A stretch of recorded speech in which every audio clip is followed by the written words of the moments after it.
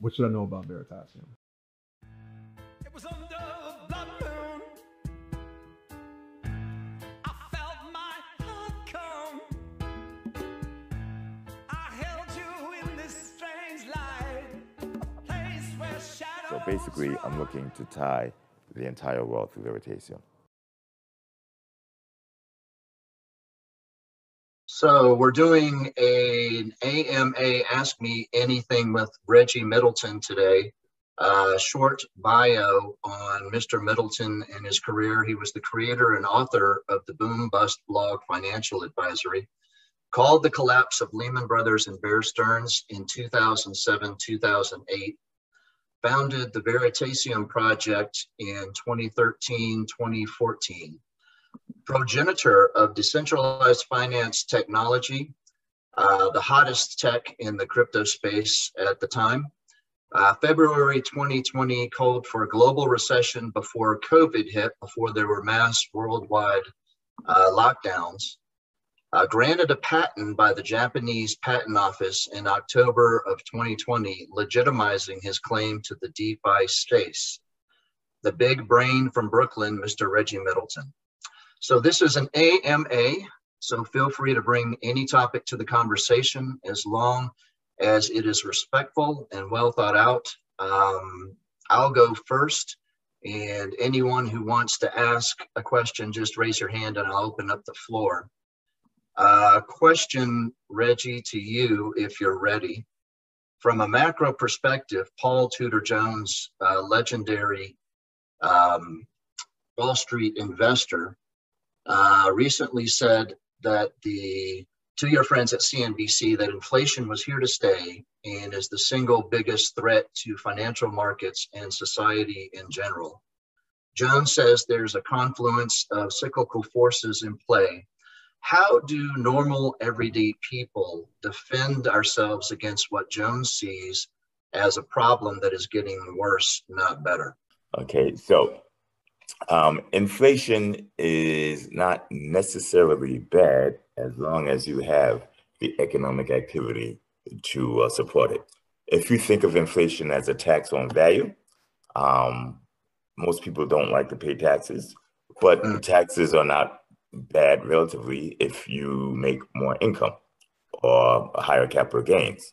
So if you increase your taxes from $20,000 to $50,000, but you increase your income from $60,000 to $200,000, you're actually better off. Now, the problem with inflation is it doesn't always work like that. Inflation doesn't always follow economic activity and individual incomes. Also, the rate of inflation can increase, so that's like increasing your tax rate. Now, if your tax rate increases, even if you do make more money, you're still probably less happy than you were before. Okay, so the best way, actually, honestly, the only way to defend against inflation is to stack, store, and gather productive capital that outpaces in terms of risk-adjusted return, okay, outpaces the rate of inflation. That becomes increasingly difficult as more and more people look for these assets because they drive the price of these assets up. And when you drive the price of the assets up, getting an appropriate risk-adjusted return on them becomes harder and harder. So if you're looking out for the inflation, if you're paying attention, you can get these assets before they're overpriced.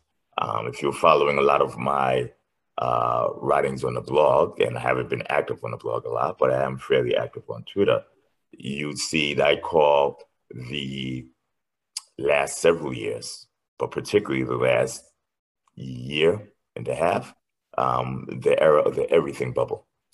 Everything is overpriced relative to fundamentals. When I say everything, I mean the major asset classes. Normally, you have a stock market correction, and the stock market correction will have prices go down. That capital usually flows out of the stock market and into another major risk asset market, such as the bond market, real estate, etc. You have the bond market go boom, which we've been in a 60, 40, 30, 40, 50, 60-year bond market bull run. I will call it a bubble if you look at rates, but that's a different conversation. money leaves the bond market, it goes in the stock market, or the real estate market. Leaves the real estate market, tends to go to the stock market or the bond market. But what do you do when all the markets go up? Okay, and they're all going up above their fundamental values. So basically, you not only have an increase in price, you're having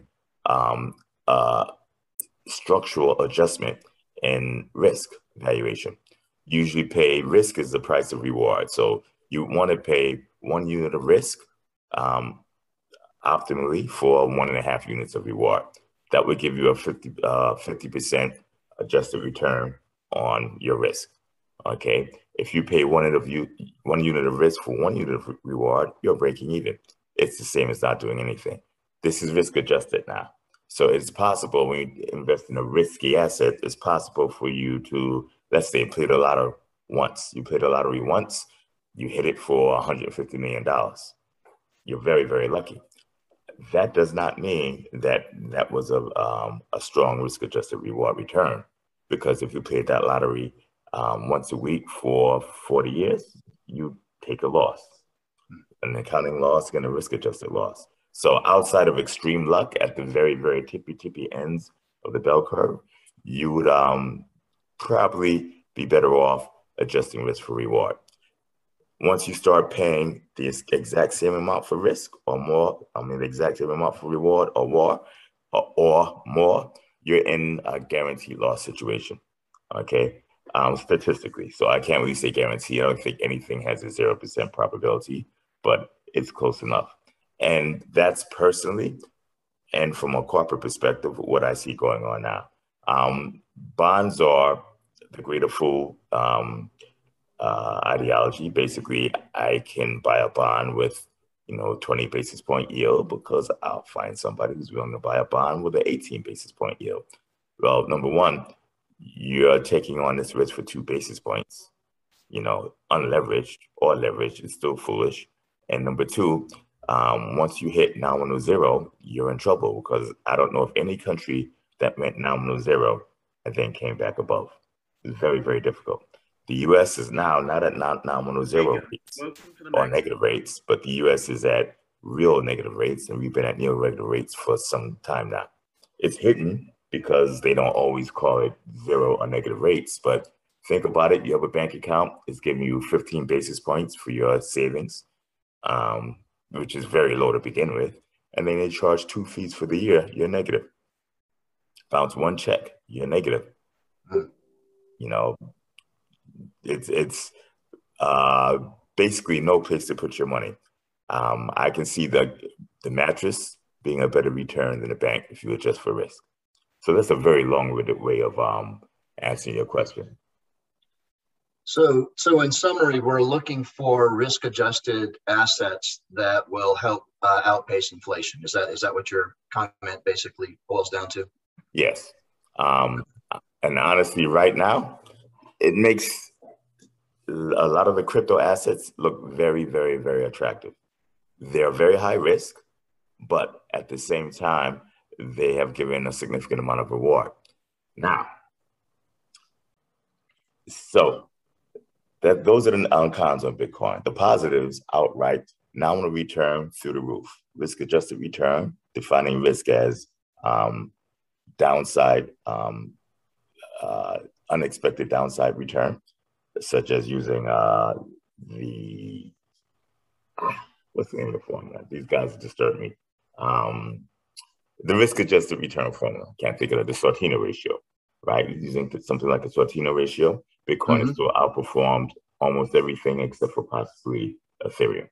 Okay, Ethereum has more volatility than Bitcoin, but I actually think Ethereum is the less risky asset. Why? Because if you remember the last time we were here, we were going through the my method of valuing these assets, and we have a core valuation of utility value, basically what it does, right? How well it does it, and how reliable it is in doing it. On top of that, we have the macro value.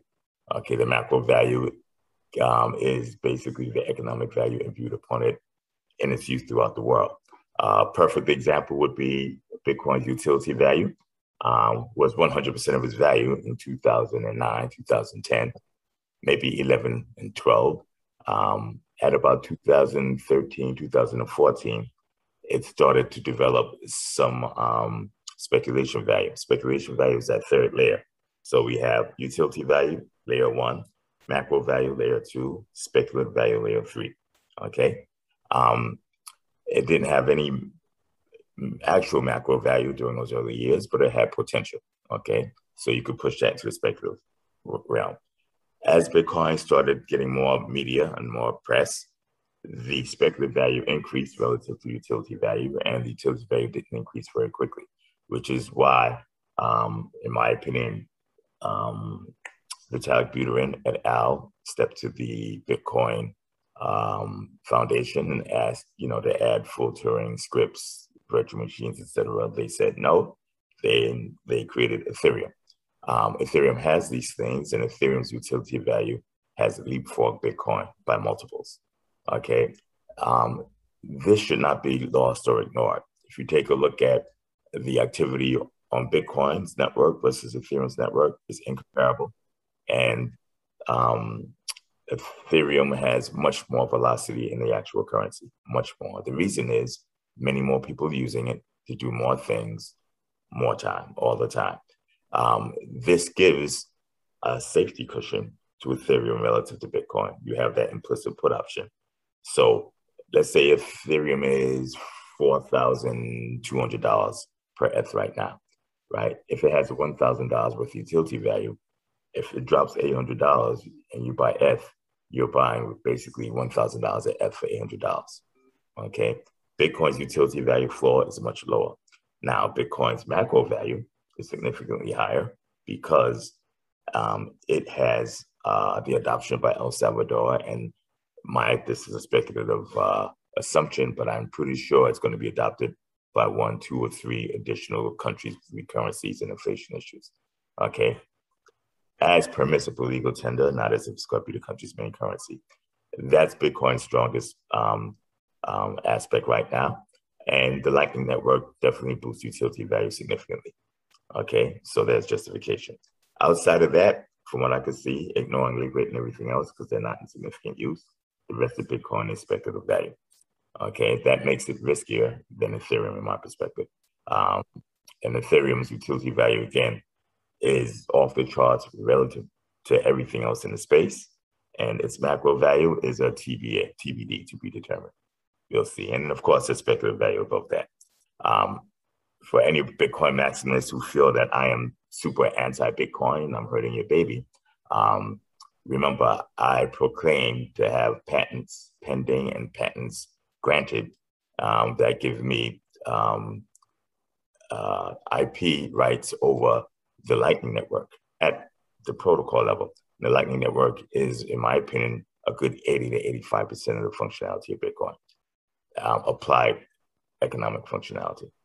Okay, and the Lightning Network fits perfectly into our patents because the patents were written after we built a Bitcoin swap architecture on the Bitcoin blockchain, and it uses essentially the same ideology or methodology, base methodology that powers the Lightning Network.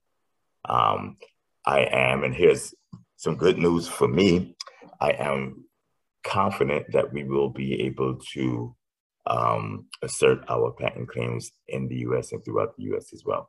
I believe we found a way. I can't tell you what the way is right now because let's consider it a trade secret. But that's a big plus if we are able to pull that off because we have the #1 economy and the #3 economy in the world. And we also have the #1 crypto ecosystem system. I don't know if that will be that way for long because of, opaque regulation.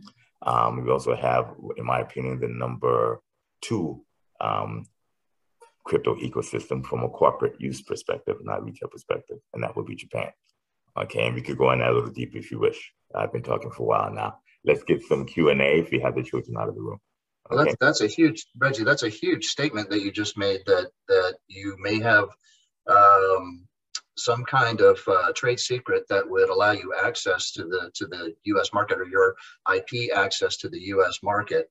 And I know that you probably can't go into great detail. One of the things that I've kind of researched and know from your patent, reading your patent several times, is that if a U.S. entity touches a Japanese node, then your claims have some validity over that transaction. Is that true? That's how I understand it.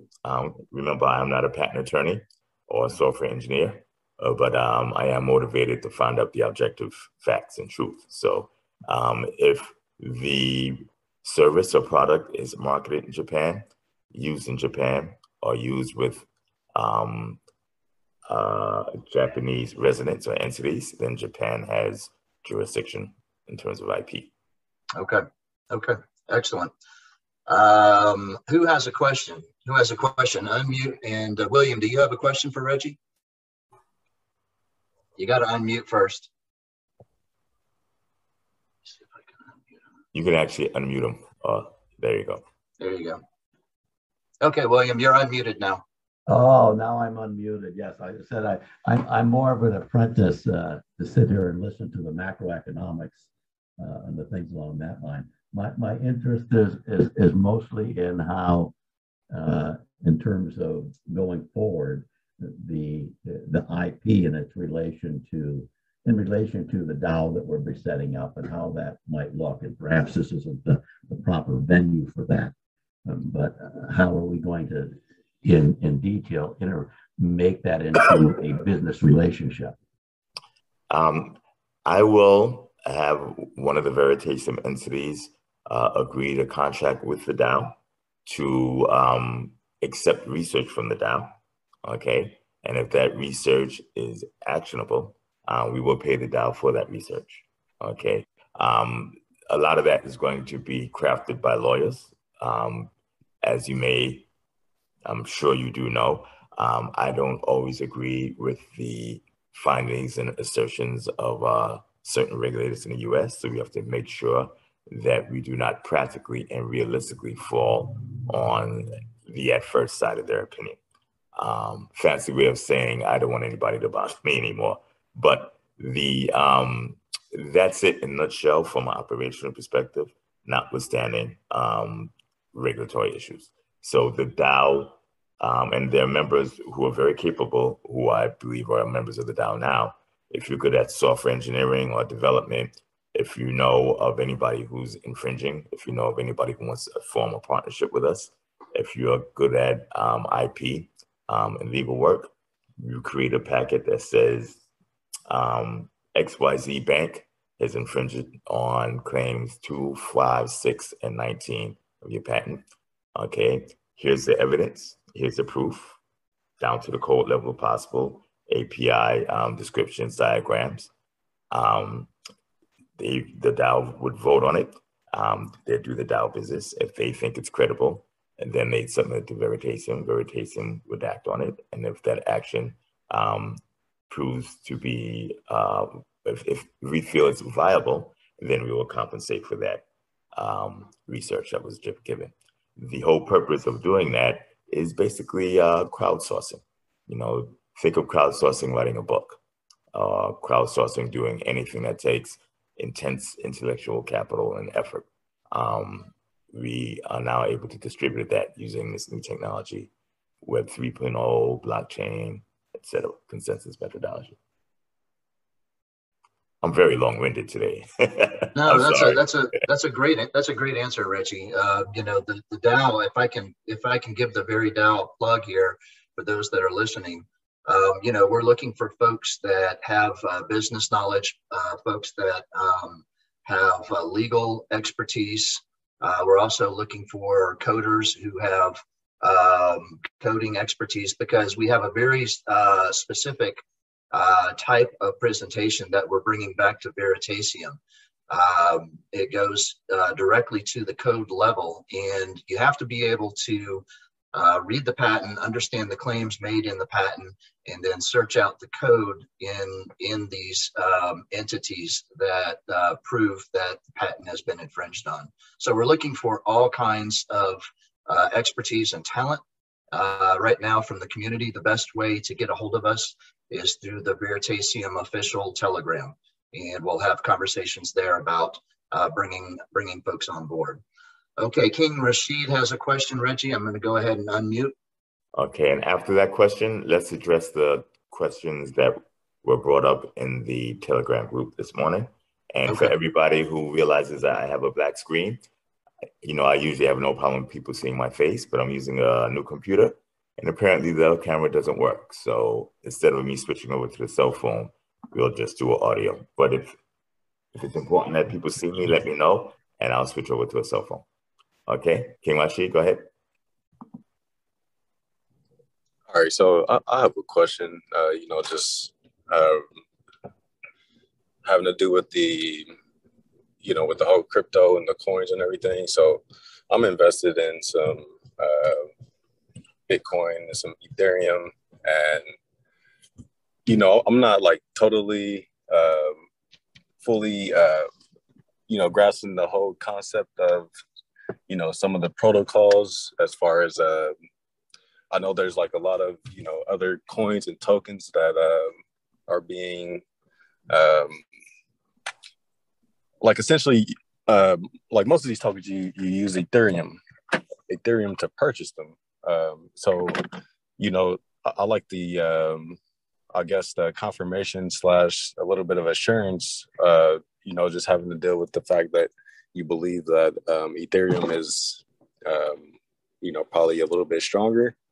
But my question, you know, as it starts to break out and reaching new levels, I was kind of skeptical because, you know, just like with the money, how they can print more money, or, you know, how just recently some internet and stuff was down. So, you know, you can lose touch of your coins and everything just at the flick of a switch. And, you know, I guess wanted your opinion as far as for somebody like me who's not like so deep in this, like where would you recommend someone like me to, you know, get more information and, you know, kind of further educate on, you know, where the blockchain and everything can potentially go? Let me cut you short there because you asked a compound question and it's taken a while. So I'm going to try and address what I think you're asking. And I want to thank you for not asking me what to invest in, because this is not an investment advice channel. Okay, so thank you. So first of all, let's address a couple of the assumptions I think you made that I don't necessarily agree with. Bitcoin is inflationary currently. Okay, there's a 21 million cap. I think we are only at 18 million and change, which means that 3 more million Bitcoin, 2 million and change Bitcoin to be printed. Okay, that's not necessarily a bad thing. And the inflationary model is there for a reason, to compensate miners, etc., as the ecosystem grows. And hopefully there's enough interest in it after Bitcoins are finished printed, where an alternative methodology forms. Enough people want to use Bitcoin where they will pay the miners upfront without a subsidy. That's where the inflation is a subsidy to the miners, etc. So everybody who says, you know, Bitcoin is a perfect inflation hedge because it's deflationary, no, you didn't read the white paper. That's not true. It will be theoretically deflationary after all Bitcoins have been printed, made, or made, okay, mined. And that is a couple of years, several years forward, okay? Now the mining rate or the printing rate decreases over time, okay? But inflation is inflation. Ethereum is also potentially inflationary. It is inflationary. There is no hard cap on the limit, and it is controlled by a relatively small few. But Ethereum has new algorithms now that actually burn through transactions per transaction. And it is theoretically deflationary. You know, if you burn more ETH than ETH is printed, then you're deflationary. I think what is happening now, the rate of S-burn has significantly decreased the amount of mined. So it is probably more deflationary than Bitcoin. I haven't ran the numbers, but I'm just giving you information. You can look it up yourself. And for everybody, for your other part of your question is where do you get the information from? I am a strong believer in going to the source. Go to the Ethereum Foundation website and just read how they put it together. You don't have to be able to read code. They have descriptions written in plain English. Read it there with an Investopedia open in the window next to it. And any words you come across, just look it up. Okay, I think I answered 3 out of your questions. So let's move on. If you have any additional questions, come to the Veritasium official Telegram group. That is Veritasium specific though. Or you can ask on Twitter. And if I have the time, I'll get your answer there. Okay, next up. All right, Reggie, I'm going to go ahead and read one of the questions from the group. And I want to circle back around to some pretty heated debate that we had in the Veritasium official room after several of these questions have been answered. In your opinion, what will come sooner, ETH 2.0 or roll-up solutions like Optimism, ZK Sync, etc.? Second question, what will have a bigger impact on congestion reduction? I have no idea. The batteries on the crystal ball. They ran out day before yesterday, so you asked 2 days too late. But you know, I've managed a few or launched a few software development programs. Definitely not at the scale of Ethereum, but I can tell you without a shadow of a doubt that schedules are almost never held and things are always late. It's just the nature of the beast. The larger and more complex and more elegant the software development, the harder it is to forecast the completion time. To be absolutely honest, the only times I've ever seen products come in on schedule is when they've been extremely conservatively guesstimated. Like we developed the Vader several months before our stated deadline. But that's because I was super conservative because I wanted to be able to come up early. Now, as for things like ZK Stars versus ETH 2.0, I don't know that either. I'm not an engineer, but I do follow it fairly loosely. But engineers are not. Again, nobody can predict the future. So we don't know how it's actually going to work with actual load. All you can do is run tests. Okay, tests and simulations, but actual load, the real world, is very difficult to emulate. Okay, number one, and that goes for all the Ethereum competitors who say they're better than Ethereum, et cetera, et cetera. They may be better than Ethereum, but the only way to find out is to have them reach Ethereum's popularity over a period of time and have the same amount of people attempting to hack into the innards and see if it lasts. Just like Bitcoin's is financial performance, and whether it's truly an inflation hedge or a store of value, time will tell. Okay, and no matter how smart you are and how many tests you run, until you run a test of reality, you don't have a valid answer. That's my personal opinion. Okay, all right, excellent answer. Will Veritasium engage differently with nonprofit organizations versus for-profit with respect to the IP? When you say engage differently, it's difficult to answer that question. I don't know what you mean by engage differently, but if it is a nonprofit organization, I'll take into consideration that they're not commercial. And everything is, I think of the efforts as non-fungible. Every case is different and every situation is different. And we analyze it as, it comes into play. One thing is for sure, if you're cooperative, it's much cheaper. Okay, versus if you deny that you're using it, lie about it, and then try and fight me, And the follow-on might give us a little bit more insight into where this question came from. For example, how will an open source nonprofit collective that uses the Veritasium IP license that IP if they have no revenue? Okay, well, it all depends on what they're doing with it. You know, like I said, this is fact-based. So if you are, let's say if you are a new age pornography site, okay, and say, well, we haven't started making revenue yet. I'm like, okay, but you're still obviously commercial, and you know, don't have much of an incentive to let you use my property for free.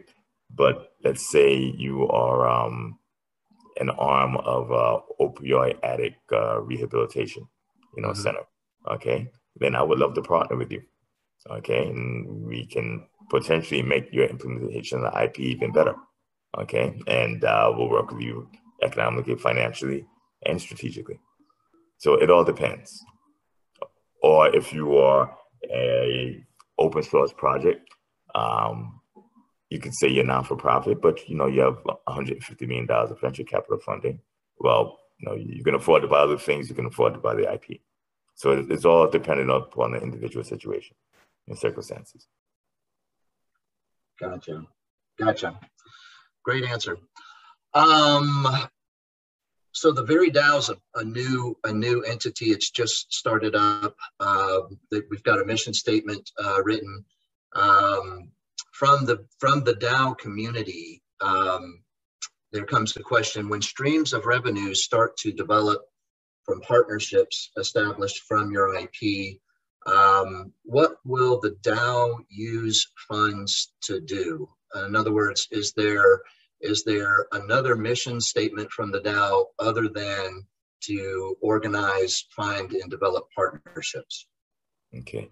Well, I'm not sure, but I think I came up with the idea of the DAO. I'm not sure who did, but as for actual construction and running, the DAO is a community effort. It's not Reggie Middleton's effort. It's not Veritasium's effort. So that question, you know, it can't be answered by me because I don't know. The only one who would know would be no one but the community itself. And so that's a question that should either be directed to the community or to the DAO directly via a vote, a request, or to one of the members of the DAO who are active. But the last person to ask would be me. So, Okay. One of the ideas that came up through the members of the DAO was to use some of the sources of revenues to help develop or come up with ideas to develop new products and services through the Veritasium platform. What are your thoughts on that? And the follow-up question is, how do you plan to develop the Veritasium products and services in the future?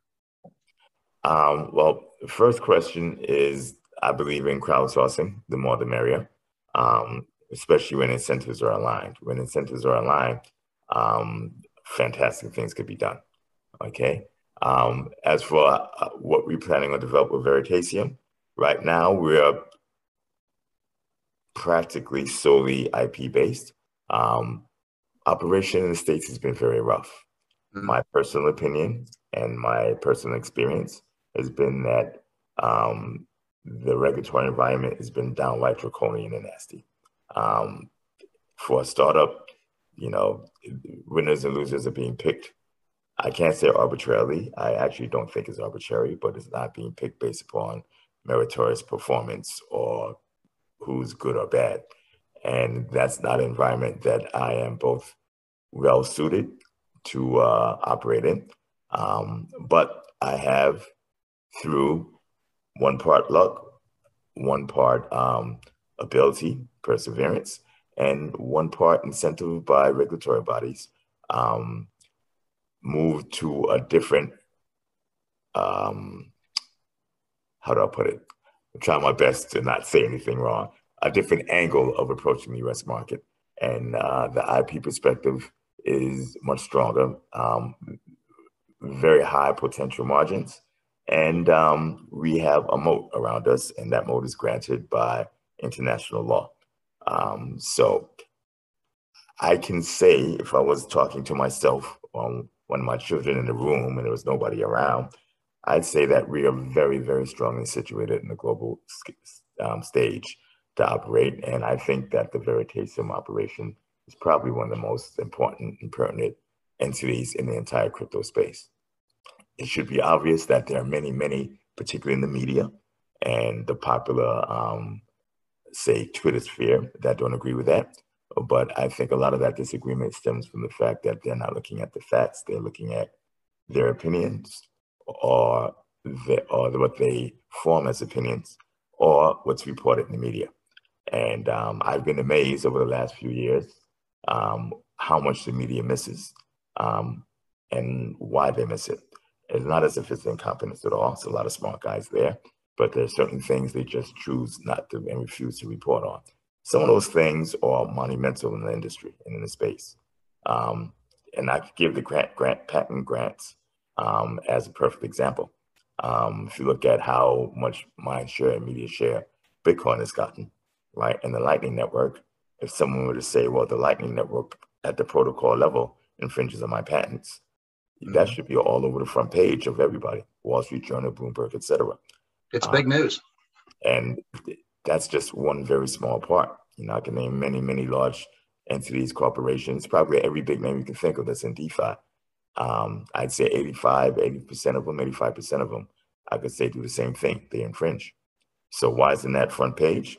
That's a question one should ask when you use media to research. Now, I'm not seeking for that attention. I'm not seeking that attention. Sorry for the grammar. But being a researcher and fundamental investor, you know, I do have to call out that it is very risky attempting to do research by simple Google searches and reading through the media. You know, not only are they imperfect and not catch everything, but there's certain things they purposely avoid reporting, and a lot of those things are very important and core. Okay.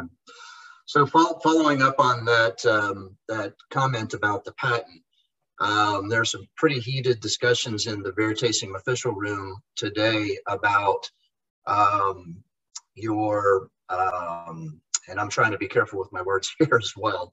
So you've developed the Veritasium project. You did an IDO in 2017. The IDO went off well. Ran into some conflict with the SEC in 2019. One of the basis of their investigation, I think, was using the patent as and this is me speaking, this is Trey Cup speaking, as a lure to draw people into the project.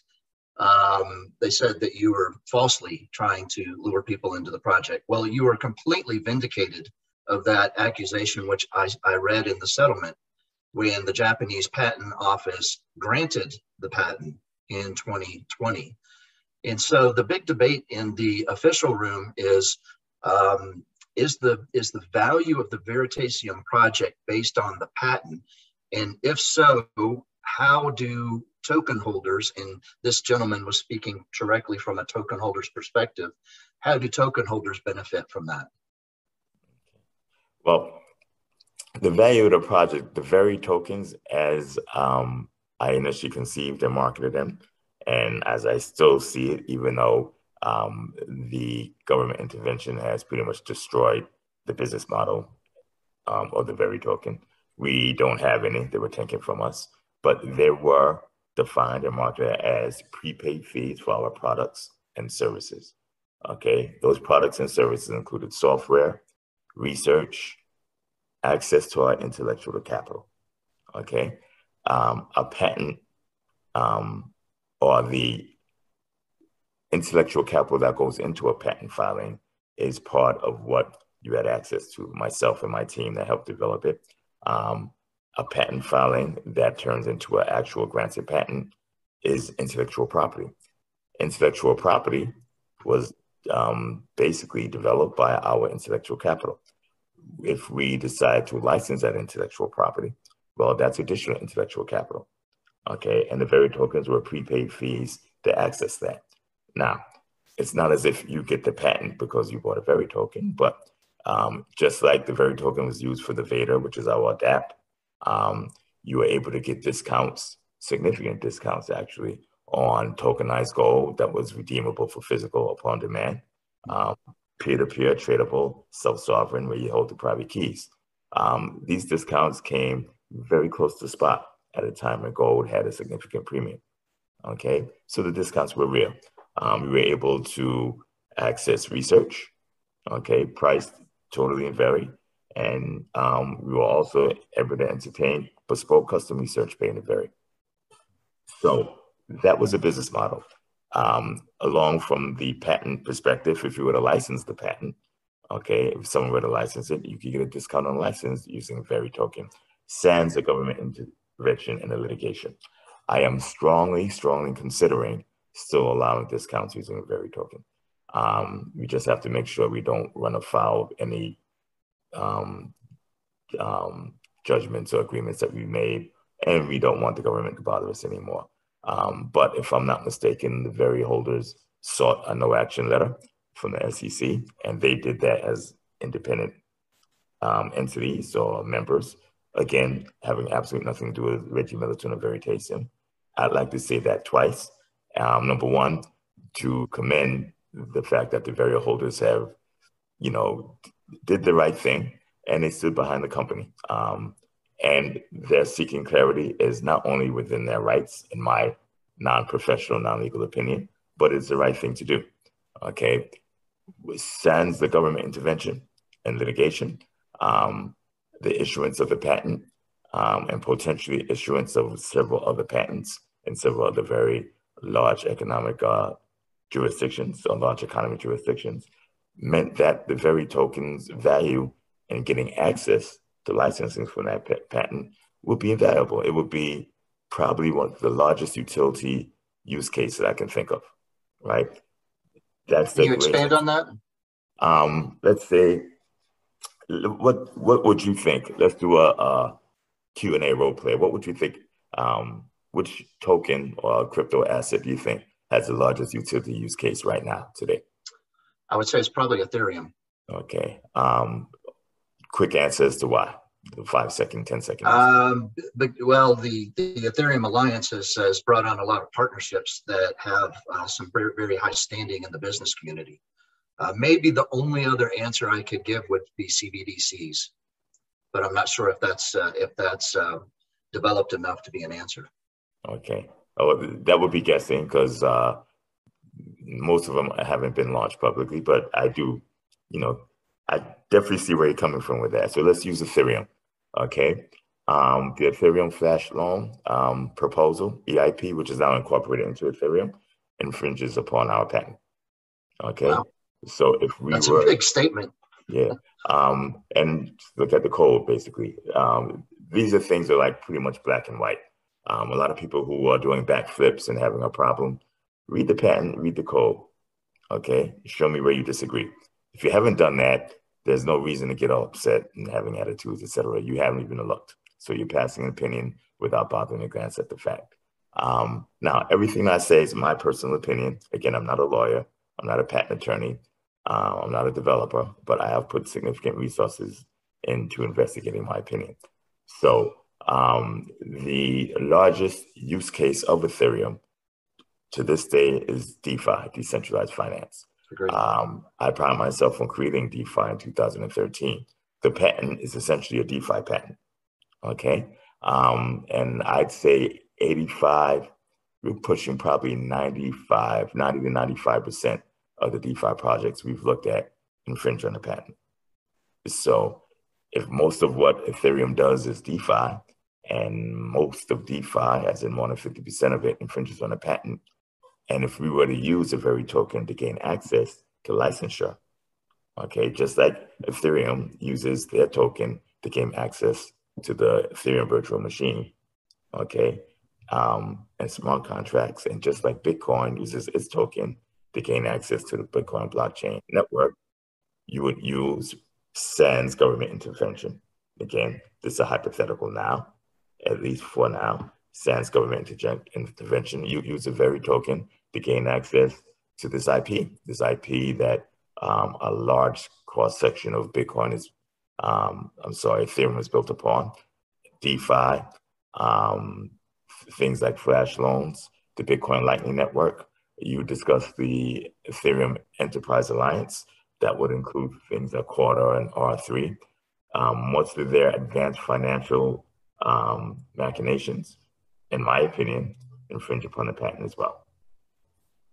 So you can see where there is a significant use case. The more successful Ethereum is and Bitcoin is, the more successful Quarter is, R3, the more successful Ripple is, and their on-demand liquidity product, the more successful the Very token would be, or the more valuable from a utility and use perspective. I need to draw a very clear line of demarcation, okay? Value, the whole world is not Wall Street. The whole world is not finance and investment, okay? You take a lot of value in your staircase to get you from the second floor to the first floor. That doesn't make it an investment, a financial investment. That doesn't make it a security. That makes it what you use to go from upstairs to downstairs. So I'm talking in terms of pure utilitarian value. So tying that all together, you know, the SEC has made statements, at least the former director, Jay Clayton's made statements that Bitcoin is not a security. I believe, if my research is correct, they placed Ethereum in that same category. In other words, they got a pass. When I made the argument on the official room today that, you know, Ethereum is basically a prepaid fee for access to the Ethereum network, what's the difference between Ethereum and Veritasium? I got crickets. Nobody could answer my question. So it does appear to me, it's my opinion, that Veritasium was unfairly treated by the SEC, whereas other projects, foundations, were given a pass. Okay. Well, I'll not speak on that. Obviously, I'm very biased, and I'm not a big fan of certain enforcement actions. So prudence would most likely dictate I keep my mouth shut. So Yeah, understood. Understood. Reggie, we've been going for an hour. Do you want to continue, or should we wrap it here? Let's continue. I'm sorry for the black screen. I just switched over to the cell phone, but you know, watching my cute mug might not be worth it for everybody. If you go to the YouTube channel, there's a bunch of questions there. If you want to take some of those, or if you still have a bunch of questions on Zoom, you can take live questions. I'm flexible. I want to do much more interaction with the community, particularly those members of the community who have well-behaved children.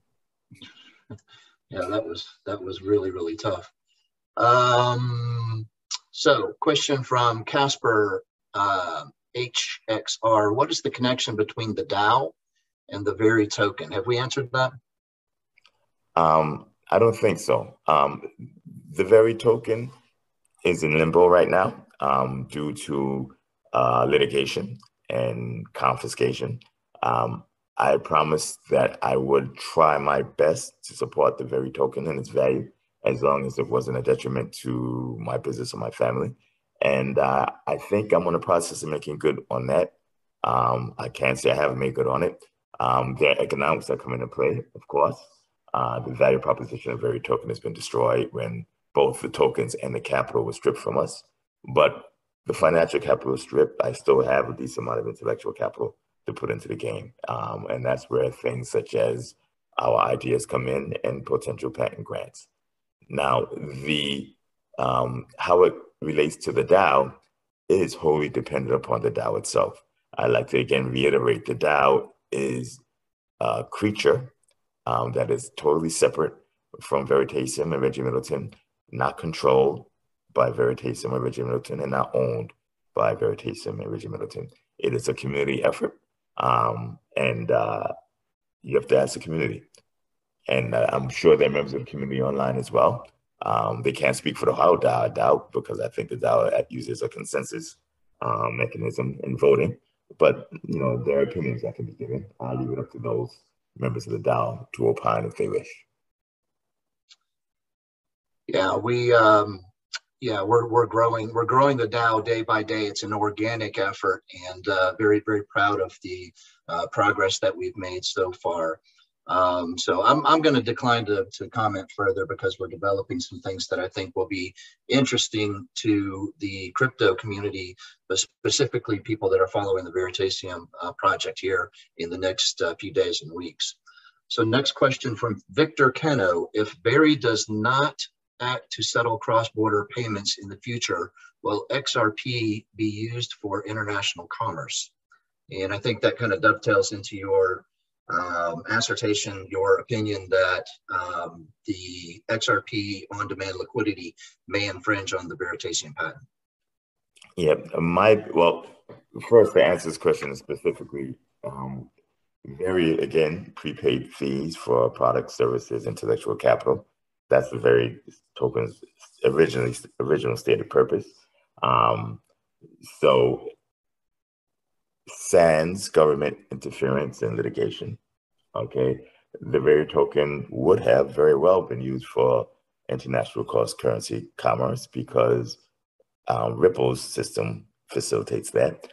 And if my opinion is accurate and correct, Ripple infringes upon our IP. And so Ripple, I would assume in a perfect world, would or should license IP. And that's how Vera would fit in. Ripple has received a patent and they move lightning fast. I have to give it to Ripple's legal counsel. Their legal counsel facing the SEC in their unregistered security at L Battle is very, very talented. I'm very proud of it. Of course, not everybody can afford to hire the ex-chair of the SEC as an advisor. But, you know, it's not as if you don't pay for it, but I have no idea how much they're paying her, but she's one of many. They have the ex-chief of enforcement. I think they have white cases, their attorneys. They're doing an excellent job with the SEC. Excellent. Kudos and more power to you. But back to the point, I digress. Ripple filed for a patent, if I'm not mistaken, in 2019 for the on-demand liquidity. It was granted a year later, roughly, very, very quickly, or at least it was made public in 2019. It's my belief and the belief of those who have had looking at it that that patent significantly overlaps ours, which has roughly 5-year precedence over it. So we have a that brings me to a question. How did they get away with not citing your patent? It seems like if they'd done a simple patent search, they would have run right into your patent filed in 2014. I asked the same question, but that's not relevant though for right now because we've done a decent amount of research and there's significant overlap. Not only do they have to cite it, but if they implement that patent in the embodiments that were written, in my uneducated layman's opinion, they would infringe. And that's from at the patent level. At the code level, again, in my layman's uneducated opinion, they infringe on multiple claims at the code level. The patents in there pretty tight. So they infringe, you know, several different ways. So if and when we get to the point where we have this discussion with Ripple and Ripple's many clients, I think 400 to 500 banks, some pretty big names, you know, American Express, MasterCard, Visa, SBI, Massachusetts Securities. Yeah, at least 300 banks in Japan too, right? Yes. Japan is a very large economy. A lot of people in the US become US centric simply because we're a very large country, large land mass, and we have not a self-sustaining economy, but an economy that generates a lot of consumerism. And the 50 states are akin to 50 countries. So a lot of people don't think globally, but that proclivity tends to lead people to underestimate exactly how big and powerful the Japanese economy is. It is very large and very powerful, particularly from a financial and banking perspective. Japan, I think, is roughly 100 basis points smaller than the EZ, the 44 countries that make up the European trade bloc, and Japan is one very small island. Putting that in perspective, 44 versus 1, they're about equal. Okay, and from a country perspective, Japan is number 3. India would be number 3 if you measured GDP on a price parity perspective. But if you measure GDP nominally, Japan is number 3. And if you measure it on financial activity and markets, Japan is definitely number 3. And they're only superseded by China and the US. You can't compare an entire continent to one country. And Japan, you know, pretty much makes it on that basis as well. and that's Europe versus Japan. So I'm very bullish on Japan. Plus, their rules are written down in black and white, and things just seem a lot more fair over there, which is why if you look at where most of Ripple's activity is, it is in Japan. You look at where our first patent was granted, it's in Japan. You look at where most of the corporate activity is intertwined in actual crypto assets, it is Japan. The banks are very active in crypto over there. Good answer, Reggie. Thanks for that complete answer. So they're in the chat, EDZ and Oz asks, any chance the SEC 98 million tokens will be tweaked for the official system, rendering the sold 2 million very useless? I'll front run that question by adding in that you own the IP. So in my opinion, my personal opinion, Reggie Middleton gets to decide who interacts with Veritasium, not the SEC. Am I right?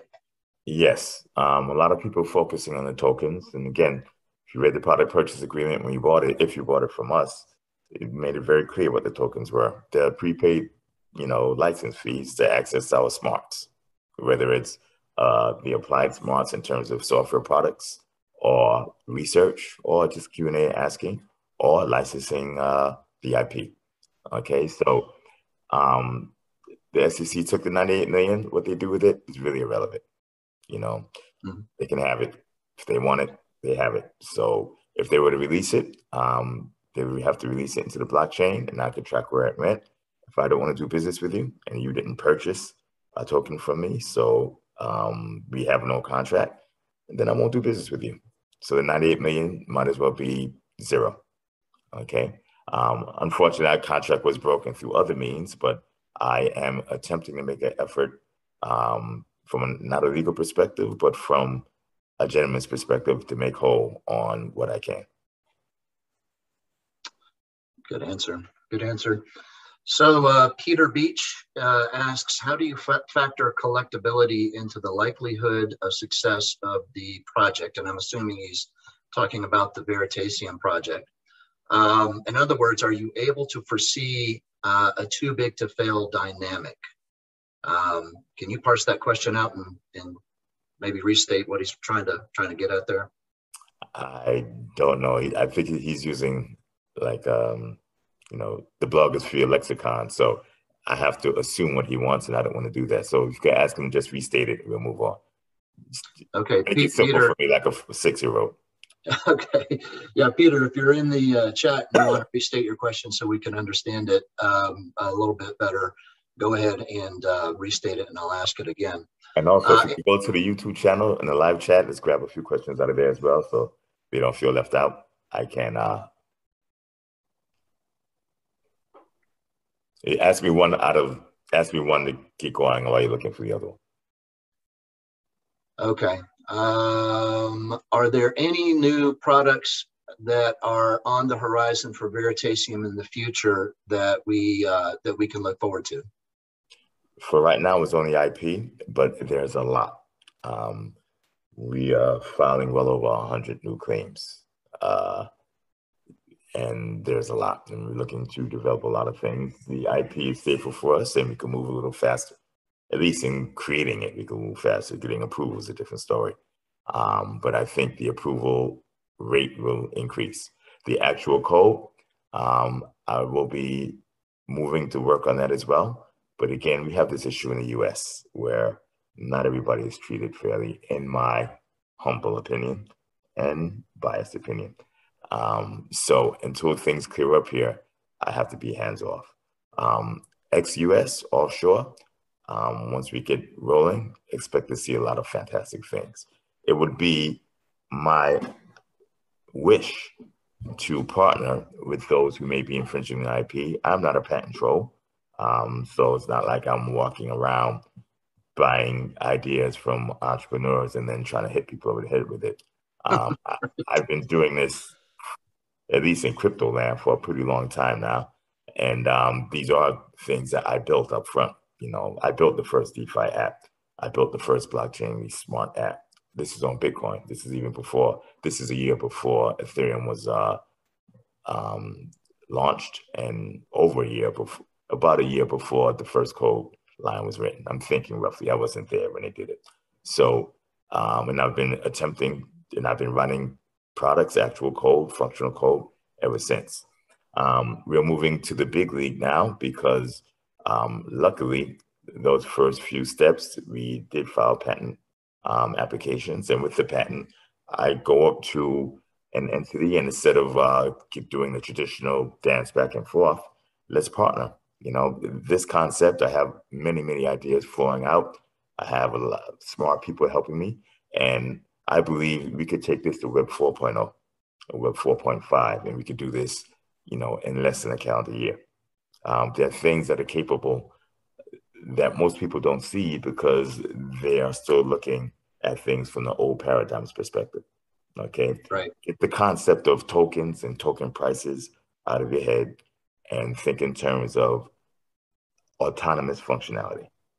Okay, the things you can do without dealing with an institution are almost limitless. You know, the purpose of the banking institution, its sole purpose, honestly, is to stand as a middleman. There's not one product that they offer that is not middleman centric. You know, when you get a loan, that's just a middleman. Banks aggregate savers. So when you put your money in CDs and bank accounts and checking accounts and savings accounts, you're simply aggregating capital for the bank. And then they take it and they loan it out to somebody else. Middleman. Remove the middleman. Smart contracts can do that. That's what the liquidity pools are and the relatively simplistic DeFi implementations, which are getting more complex and sophisticated as time goes on. I'm definitely not knocking them. You know, they're very interesting implementations. But Uniswap, Aave, Compound, they basically remove the middleman and they allow smart contracts and individuals to aggregate capital and then lend it out. DEX exchanges, Delta, what was it? Delta? What was the first one? It's been so long. Fork Delta? Ether Delta and Fork Delta. Ether Delta, yeah. Yeah. They were simply smart contract based middlemen that had an automated order book. Okay. That again, without the exchange. Ripple even, everything. So as the banking system, hopefully, there's two ways this can go. The banking system could rely on regulators to stifle competition, okay? And so they keep their middleman perspective, which will also stifle development, okay? Or competition moves forward, development moves forward, and banks strive to catch up and succeed. And that's where we go into the Web 4, Web 4.0, Web 5.0 era. Or they can use lobbying power. And I didn't want to say regulatory capture, so I haven't said it. Okay, they can use their lobbying power to draw attention to fast-moving entrepreneurial entities that may not have the means to defend themselves against such pressure. And I believe that will slow everything down. I'm not anti-regulation at all. I'm just anti-unfair regulation. That's it. I'll give you an amen there. You ready for the next question? Yes. When will the crypto community hear about the Veritasium IP in the press, i.e. CoinDesk, Cointelegraph, etc.? Chance you won't hear about it, but we have a couple of very important events coming up. It would be an interesting test, but you know, I wouldn't hold my breath for it because the Japan DeFi patent was probably the most significant patent I've ever seen in the space. It wasn't mentioned once. For some reason, I only get negative press, and I have actually very little negative press, very, very little negative events relative to the positive things I've done.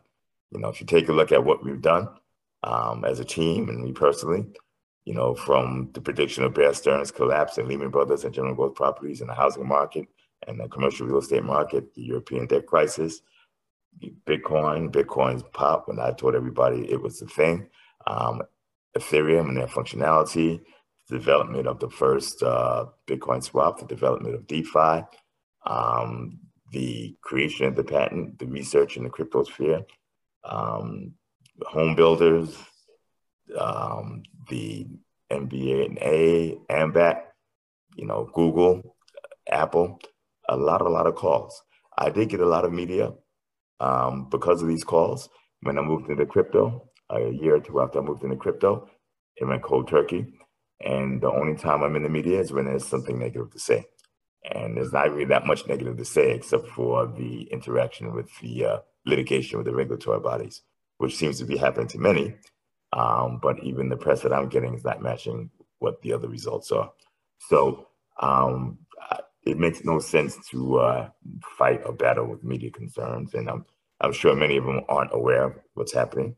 And some may be aware. There may be an agenda, there may not be. But there is no need to fret over that because if I really wanted to get the word out, this medium, social media, is the way to do it. We'll all just like we could all be our own bank, we could all be our own TV production studio, full-time radio streaming, etc. I am going to start doing much more interactive media appearances, and I will give my opinion out freely and often. I believe, and don't take this as being hubristic, I believe that there's a lot of value to the way I look at things because it is truly contrarian. And I have a full-time analytic staff. All they do is analysis, and there is no bent. They have no agenda. Their agenda is to find the truth and the fact. They work directly for me, and I want to know the truth. Most of this is not made public because it's for internal consumptions, but when I do make it public, it's definitely worth looking at. Recently, take a look at the stagflation analysis. November of last year, I called for stagflation. 7 months after that, total silence from everybody else. Now everybody's barking stagflation. How that works. So okay. I think that some in the Veritasium community that have been following your project for a while kind of yearn for the old days when we saw Reggie Middleton interview on Max Kaiser. Would you consider doing like a BitBoy interview or another Max Kaiser interview if presented with opportunity? I don't know BitBoy, but I'll do an interview with anybody who has who's nice, basically. Okay. Who's nice and whose stated views are not in the direction that I find to be unethical. And there's not a lot of people like that, but there are a small minority, very, very small. And there's nothing against them, but a lot of times when we appear on a show, a lot of people try to draw a correlation. Reggie appeared on the Cannibalistic Devil Worshipper channel. No, I don't eat people. I didn't know he was a devil worshiper or a cannibal. So right. You told me, so. Well, I think there's some efforts in the Veritasium community that to get you in touch with some folks that can do justice to the scope and magnitude of your project and what solutions it'll present to the world. Next question, 1978. Why don't you cater to the small average income? I feel like you only cater to those people who have significant income or savings. A lot of assumptions there, but maybe you can address that.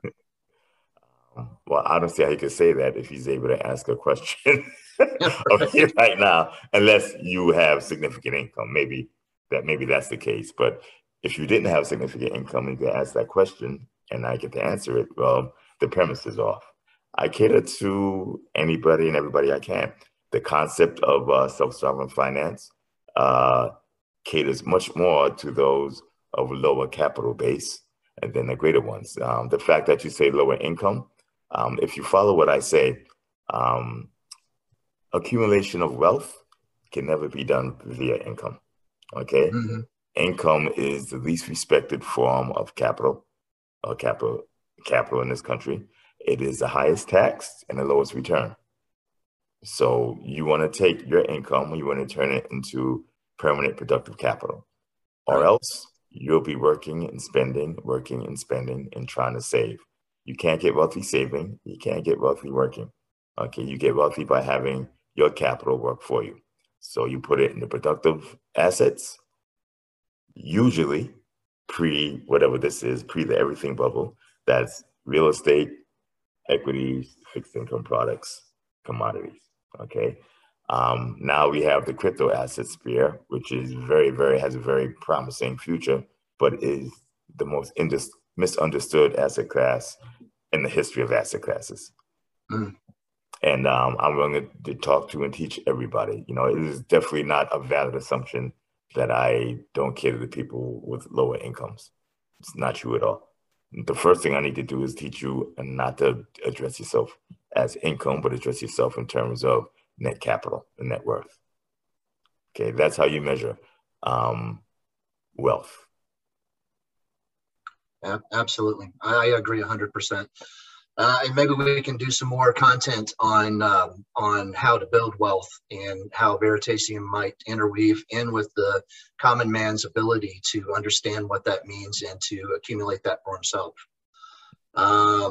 Next question: how can government entities, countries, special districts, etc., move away from using banks yet maintain a trustless system? Pretty deep question from Mr. Lemus. Okay, I'm not sure if government entities would want to move away from banks because depending on how far up the ladder they are, number one, that's a bold move, and government entities aren't known for bold moves. It's just not part of the modus operandi. And number two, at certain levels, government entities are part of the same group that back the banking industry. Okay, so from a functional perspective of how it will be done, I think he says, how can they do it without risk? What was the last part of the question? The second part of it was move away from using banks, yet maintain a trustless system. Okay, so that's sort of oxymoron. If you use a bank, you're forced to trust the bank. Okay, right. So if you're using a bank, it's not a trusted system. When you put money into your checking account and savings account, and you go home to your wife, look, honey, we have $5,000 in the bank. Mm-hmm. No, you don't. You have a $5,000 IOU in the bank. That's right. And the bank has your $5,000 sitting on its asset side of its balance sheet. And on the liability side of its balance sheet is that IOU that they owe you for the demand deposit you gave them. Demand deposit is another word for money put into a checking or savings account. Okay. Now, you can replicate, even right now, right? You can replicate almost every service the bank gives you. The peer-to-peer lending institutions, such as, Compound, Outright, etc., they give you yield. I don't know all of them. I haven't been scanning the market, but I know it is quite possible to create different risk tranches to almost risk-free, okay, to much higher risk, but much higher potential yield as well, and everywhere in between. I know I can do it, and if I can do it, that means others have done it, and they probably are doing it. There's so many projects I can't look at it, all of them. But that's basically how you do it. Again, the banking industry, as it stands now, is obsolete.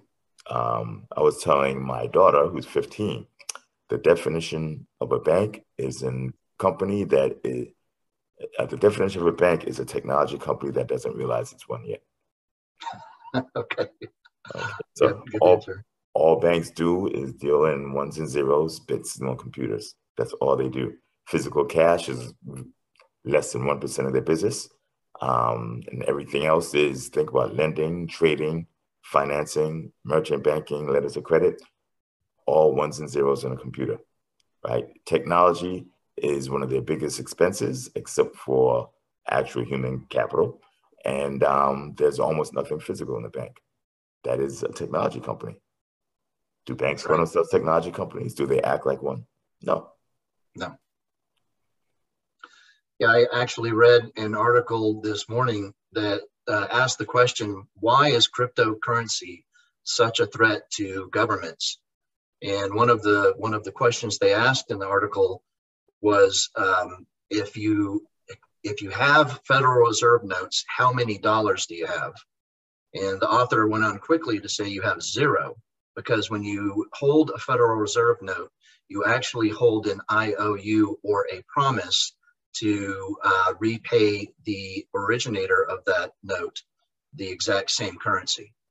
So it's a kind of a long way of saying that if you hold a Federal Reserve note and it says that it's the property of the Federal Reserve, is it really yours? Mhm. Well, let's take the inverse of that. When you have one Bitcoin, right, in your Right. wallet, or you have the private keys, right, to unlock one Bitcoin from the blockchain, how many Bitcoins do you have? You have exactly one Bitcoin. Okay, and you have it. That's right. Nobody else has it. That's the important part. Yep. So next question, if you're ready, how many patents are still pending for you, Reggie?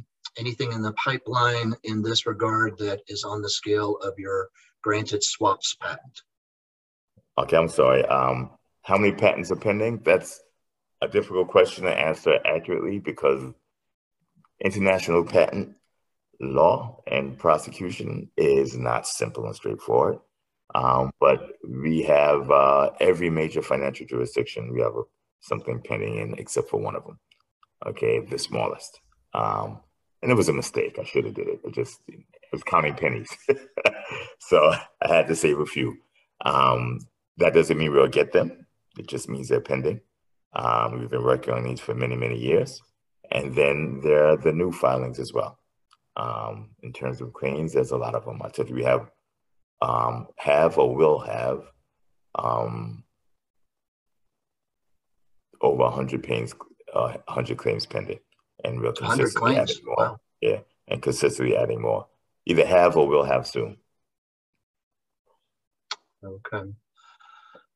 So David Lee wants to know, what about Hex? And he didn't really follow up with a question.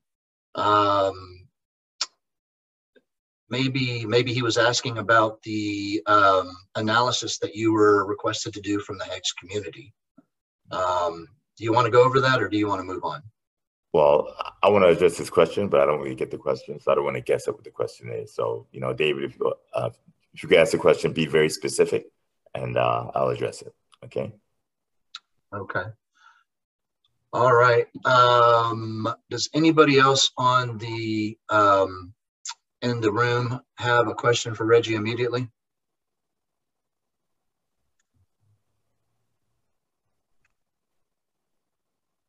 Okay. So it looks like we've run out of questions for you on this AMA, Reggie. Do you want to wrap here, or should we wait and find more questions coming up? We could wrap there. You're getting the questions from Zoom, right? I'm getting the questions from Zoom and from the YouTube. Okay, that's good. So we've exhausted questions, which is a good thing. Yeah. Okay. Thank you, everybody. Next time, I know that there's an issue with this particular brand new computer's camera, so I will use a different device, and it will be a visual. And I'm going to try to do these regularly. YouTube, Zoom, we're going to combine YouTube and Zoom once I get it right. YouTube Live and Zoom, dial in.